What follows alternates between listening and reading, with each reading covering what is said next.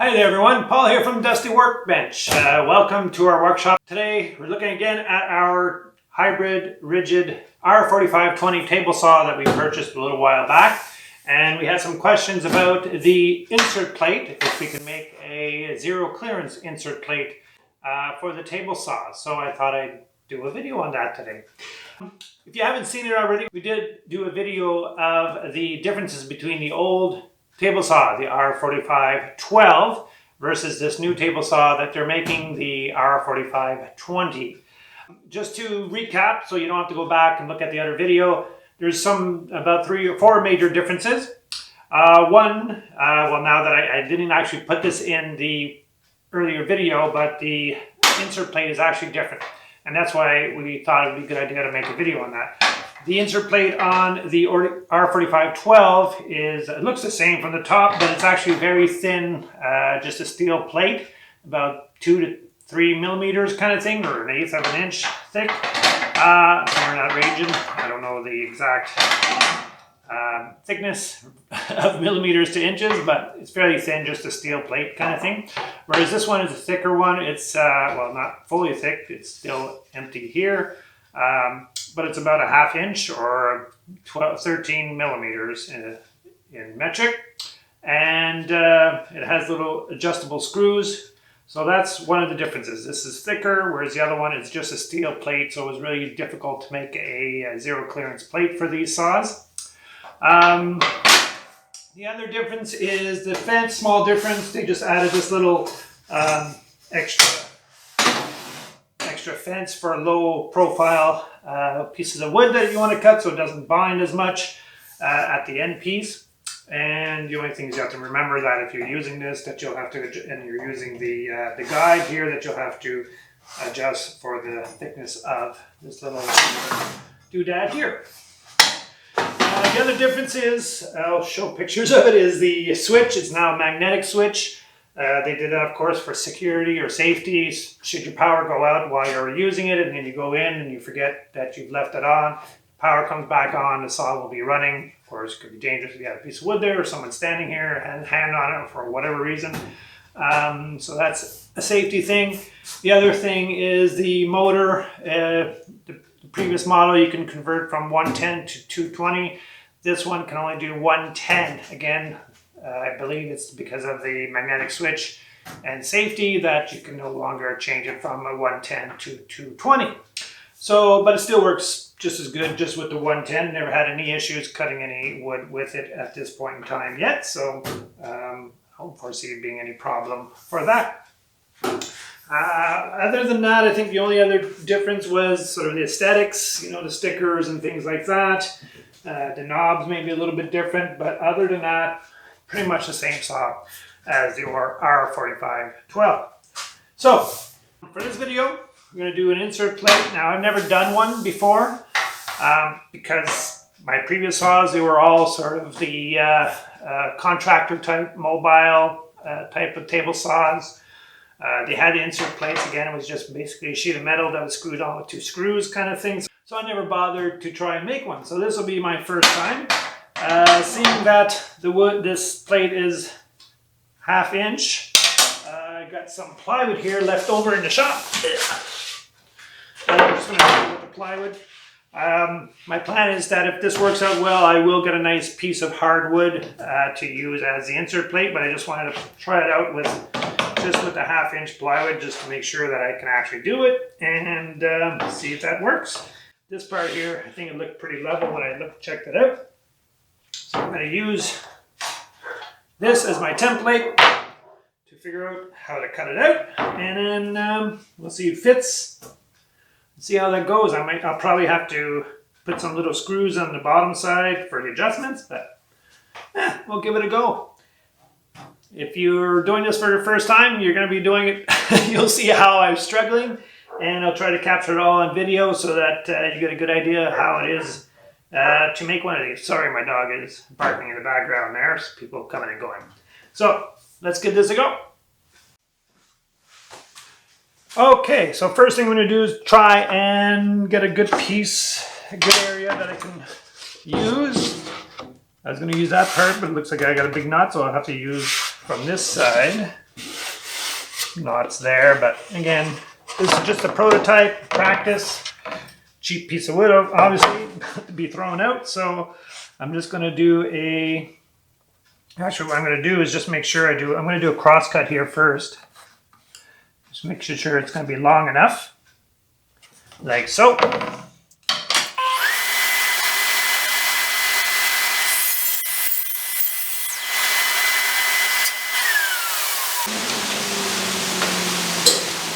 right, that's the start. At least we can do maybe if I mess up, I can probably do three different pieces. Even though this one has a big hole at the bottom, I can put that at the bottom. But again, all right, so we'll just get this cut up.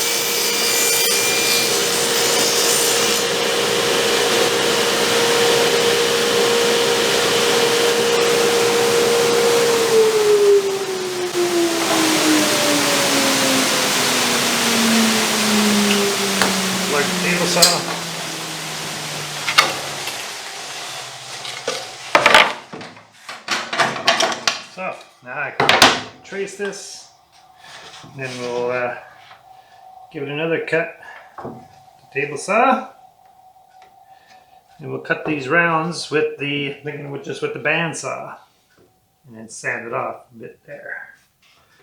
So just making sure I get it nice and square on there. We'll just trace this and help take these guys off.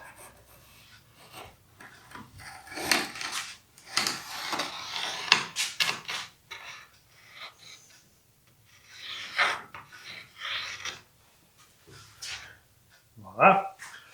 And I'm going to, I guess I can use this as my thickness guide. So I know exactly what thickness to make my cut. Should work in theory. Let's see if it works in practice. Can never figure out this lock. It's locked. Okay. Give that a go again. Plug everything in.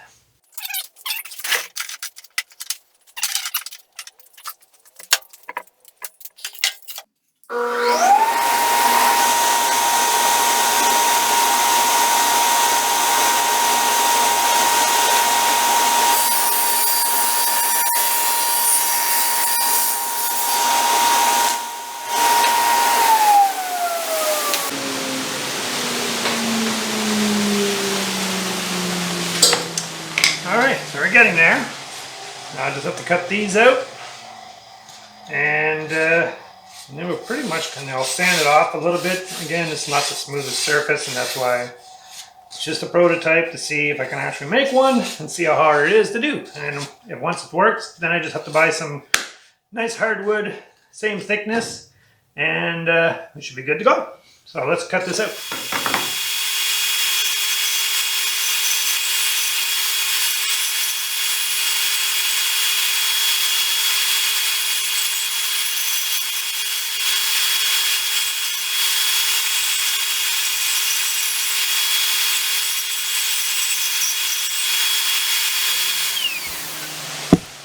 Alright, so I cut it far off of the line just so that I don't overcut it.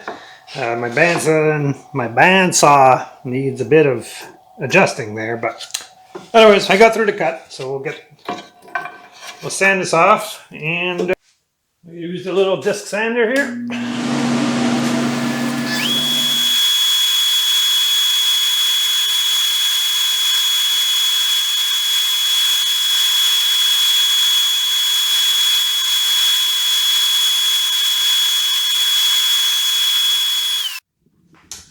Alright, let's give this a first test. I probably will have to sand it off, sort of fine tune it a little bit so that it fits in there.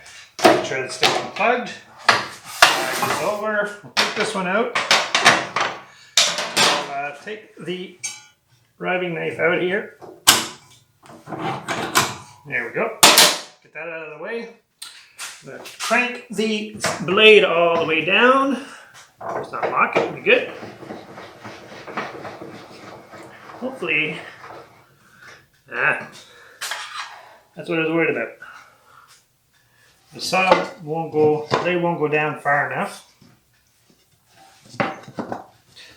So I'm going to have to take that. Let's see here. Won't go any further. No. It's up. Yeah. So I can't just put it in and then hope that it will. I was just going to bring the blade up to cut a hole through it, but it won't go down far enough. So I'm going to have to put a smaller blade in there. And it looks like I do need to, definitely need to get that sanded off a bit more on the ends here. So I'll do that, and then I'll come back. I'll take the blade out, put a smaller blade against one of my blades, either a dado blade or, because they're 8 inches. And all right, so I got a smaller blade in there. It's actually one of my dado blades. It's the only one I can find that would fit in there. So it's a shorter one. So I'm gonna have to go really slow when I bring the blade up to cut the slit in the plate here, but it should work. I just noticed what was written on here. It says, attention, installation information for proper performance. Panels must be installed in accordance with PA recommendations. So I don't know if this this use of this plywood is meeting the PA recommendations, but we'll give it a go. We'll see if it, we might have to send a letter to the plywood company there saying that it can be used for insert plates on table saws. Okay, so I gave it one little last sanding because it wasn't quite fitting there, so I'll give this a go. Still, let's see here, a little corner there. Yeah, it seems pretty good. I can probably jam it in there, but I won't. But just this corner right there. I'll give that one more sanding, and it should be good. Okay, so I should be drilling a hole here so I can use it as a way to pull it out kind of thing. For now, I'm just going to put a screw in its place. I'll drill a little pilot hole here so it doesn't split. I'm going to see where is the best place to be putting the hole for that. It looks like it'd be the same area as there, so I'll do the same spot. Use this as I'm just going to put a screw just so I can grab it and pull it out once I try this out here. There you go. That'll be my little handle. I'll just take it out, of course, before I use it, but I just don't want to be stuck in there and I can't get it out. All right, so very, very close again. A little bit of fine tuning. So this is about the third time I sanded it, just so you know. And I'm going to have to do a little bit more. Very, very fine tuning on this end. That end looks pretty good. All right. Okay, for full transparency, I did go back to the sander 2 more times to get a good fit. So now I finally got it in there. A nice fit. Now you'll probably notice that, I don't know if you can see that in the camera, but it is actually a bit lower than the actual table. It's about, I'd say, 1/16 of an inch. Lower than the table right now. I was happy that this plywood was a little bit thinner than the actual table. So because this thing does have to rest on these little fingers here, and instead of having a thick piece and then trying to get that to fit in nice, because a lot of times there's sawdust that builds up and different things, so it would be a little bit off kind of thing. That's why they probably went with these little adjustable screws that you can adjust from the top, which is nice. Now the thing I didn't like about this as well is that it's actually a little bit loose. So this one's going to be actually kind of nice. It's going to be kind of nice because I think I got it a little bit tighter than that one, so it won't be playing around as much. So now what I got to do is I'm going to flip this around. I'm going to make little pilot holes and then put little screws in it so that I can adjust it, hopefully, up and down to the height that I need. So for this demonstration, I might just do 2 there and 2 there, just to get it to the right height for now, and then I'll probably add the other one.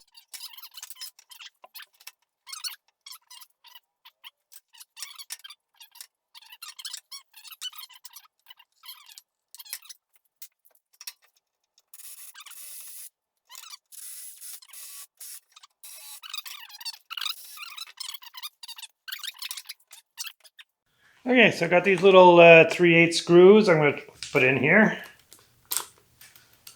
Just checking the camera, make sure you can see me. So I'm going to seat them right down because I think it should be right where it needs to be if I have them seated to the base of the countersink there.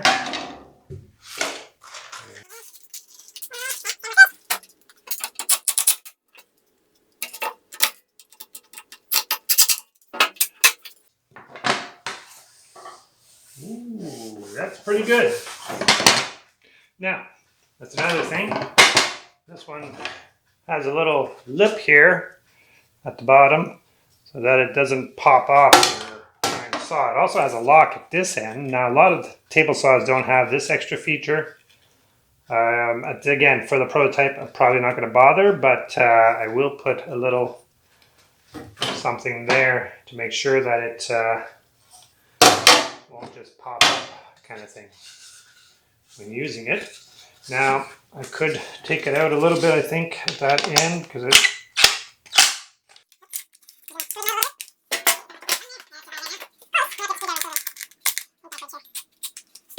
You know what? I think we're ready to go. I'm going to make a hole in it.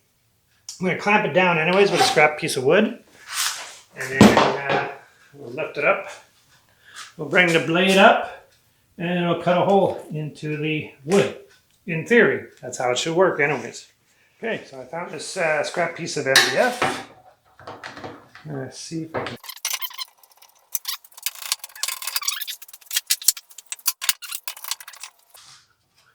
That's good. All right. So, the way it's going to work, I'm just going to start the saw up and then crank it up, crank the blade upwards into the wood. And you should start hearing some cutting.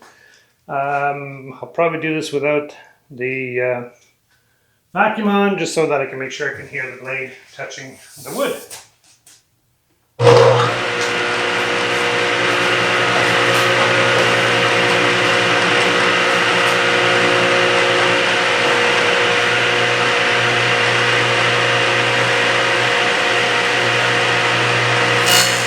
There we go.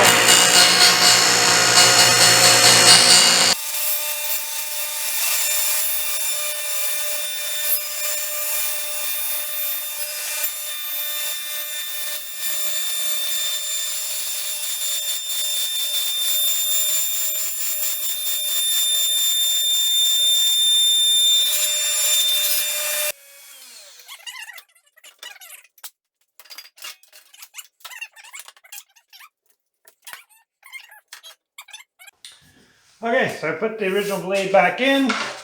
I'm ready to see if it's going to work. I'm going to get that there. So what I'm going to do is I'm going to put the fence, you know what, I'll take the screw out just so that I can get the fence right above it. Close to the blade as possible without it, or the blade going into the fence. Give it a little bit of about a 1/4 inch away there. Lock that in place. Plug things in. And this time I'm going to put the dust collector on because it's a bit dusty.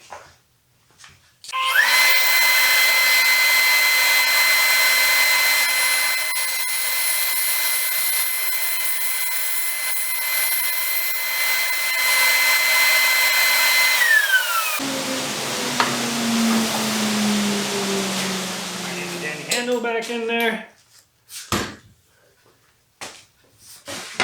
pull this out. So looking good. Last thing, like I said, is a little notch here.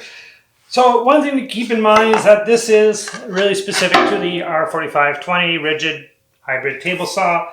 Other table saws, the blade might be more over to this side.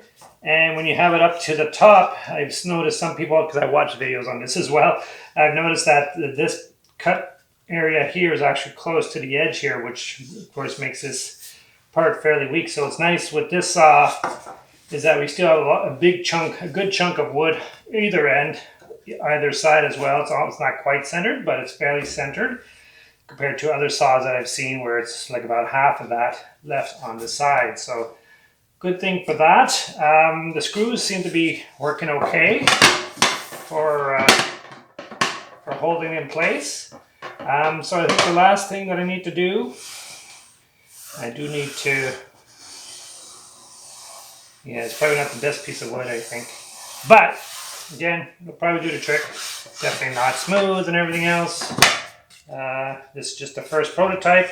I will be seeing how fairly easy it is now. I see how to do it. I'll probably get a good hardwood and I'll make it with that for the next time. So I'll just put I'll put something here. Should work. If I just put a piece of wood on there. There we go. All right, so I got this little piece of wood left over from there. I'm going to glue it back on. That's a little lip. And we'll see if that works. Should. I'm just going to use some CA glue for that.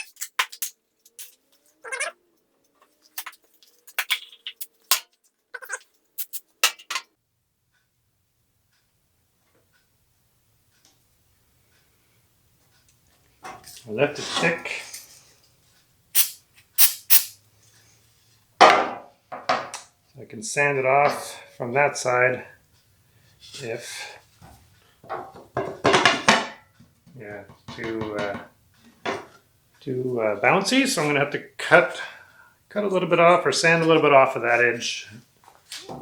This is too close to the edge. I have to bring it down to about there probably. So we'll do that with the belt sander or with the disc sander or maybe with the bandsaw. We'll see. All right, so I was able to notch it out. It's a bit lower than the plate itself. Cut that off.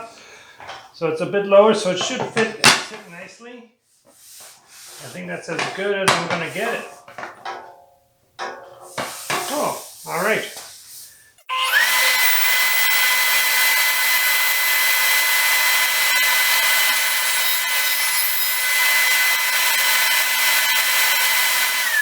So there we go, we got a prototype. It works. I just have to do some fine adjustments and put all the screws for every one of the teeth here. And then also, like I said, I probably will want to make it a bit longer so that I can put the riving out to come through, so that when I'm doing full cuts right through, that it will actually fit. And of course make the hole for that, and then probably to have it lock would be ideal for this end as well, just for ease of mind. That one, it's catching at the back, but also two, it's also going to be locked at the front, so it won't go bouncing up should it get binded or whatever for whatever reason. So pretty easy project, nice to have, zero clearance type of plate. So this is definitely how simple it can be, especially being this first time I do it. So hey, not bad. Pretty happy with it. Tell me what you think about the zero clearance plate for the R4520 table saw. If you have any comments or suggestions, things that I could have done differently, or if you have any questions, please put them down below in the comments. And if you haven't already and you've been watching, hey, why not subscribe to our channel and hit that like button, because we and YouTube like it when people like our channel. Hey, imagine that. So, see you next time. Not sure don't have anything lined up for the next video yet.